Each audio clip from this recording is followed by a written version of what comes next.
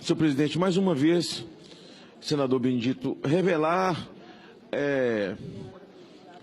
o meu procedimento ou a minha capacidade de não entender as coisas, senador Zé Medeiros.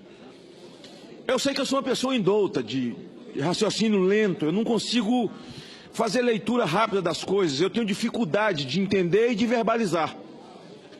Mas eu pergunto, quem manda na Petrobras é Pedro Parente ou é o presidente Temer? Eu sei que o Senado está sendo visto pelo Planalto, então vou me dirigir ao presidente. Presidente, Pedro Parente, aliás, minha mãe dizia que parente é má semente. Presidente, o Pedro Parente se tornou persona não grata. Quem determina o que chega na ponta, no bico da bomba, é Pedro Parente. Pedro Parente determina os caminhos. Ele lhe dá uma fala, Vossa Excelência vai à televisão e diz, não, equilibramos depois do assalto do PT, a Petrobras, depois do saque, do saqueamento. Agora nós estamos equilibrados. Mas quem desfruta desse equilíbrio? Senhor presidente, Pedro Parente não vai conseguir incutir, senhor presidente, nem Vossa Excelência e nem os seus assessores, na cabeça de milhões de brasileiros que estão nas ruas enfileirados em frente a postos de gasolina e que não conseguem entender como que os nossos vizinhos compram da Petrobras e vendem 1 litro por R$ 1,10 ou R$ 1,20. E a Petrobras é nossa. Nós batemos no peito feito um monte de otário, um monte de babaca. A Petrobras é nossa, mas o nosso litro é R$ 6. Senhor presidente, eu estava perguntando aqui ao líder do governo, senador Romero Jucá, que é um negociador de sequestro, porque ninguém consegue ser líder de um governo se não tiver essa característica. E eu pergunto a ele, quem manda em Pedro Parente ou Pedro Parente manda em alguém? É Pedro Parente que manda em Michel Temer ou Michel Temer manda em Pedro Parente? Há um aviso a se dar à nação.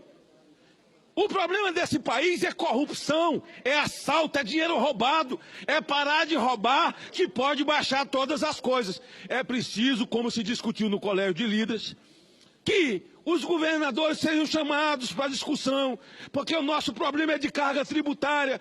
O Brasil não tem a maior carga tributária do mundo, é mentira. Na verdade, o poder público é sócio majoritário de quem tem uma empresa. Não é nem carga tributária, ele é o sócio majoritário, ele é o dono. E quem tem a empresa é quem é empregado dele.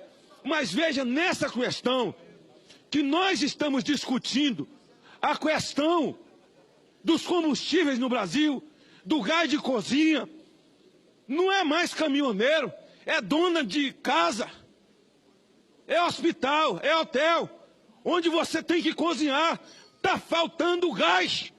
E aí diz, não, mas Pedro Parente não cede. Ei, Pedro Parente é um robô? Ei, Pedro Parente é o quê? É um fantasma? É o que é? Que ninguém alcança esse homem. Quem nomeou Pedro Parente? Quem pariu Pedro Parente? Quem pariu? Quem pariu Pedro Parente? Que embale Pedro Parente. Eu digo ao líder do governo, leve esse comunicado ao presidente da República, de que se ele não chamar Pedro Parente às falas, tem gente infiltrada, politiqueiros no meio desse movimento, tentando tirar proveito dos autônomos independentes caminhoneiros.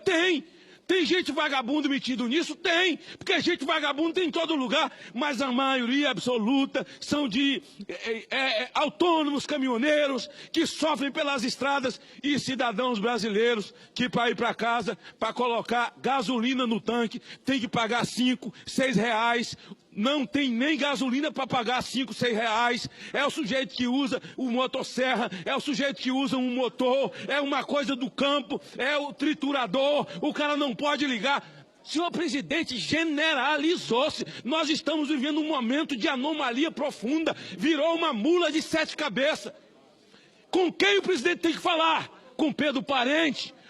Olha, quando o Dilma era presidente do conselho, ela mandou comprar para a Sardina aquela pantomima que nós todos conhecemos. Como? O presidente indicou o presidente do conselho? Indicou. Indicou Pedro Parente? Indicou. Então, quem pariu Matheus Quimbale, é preciso o presidente chamar ele às falas, se dizia o seguinte: se nós não votarmos a reforma da Previdência, o Brasil vai quebrar. Não votou e o Brasil não quebrou. Se baixar os preços, o Brasil vai quebrar. Mentira! Tem que parar com corrupção. Pode baixar os preços sim, que o Brasil não vai quebrar. E isso é responsabilidade do presidente da República.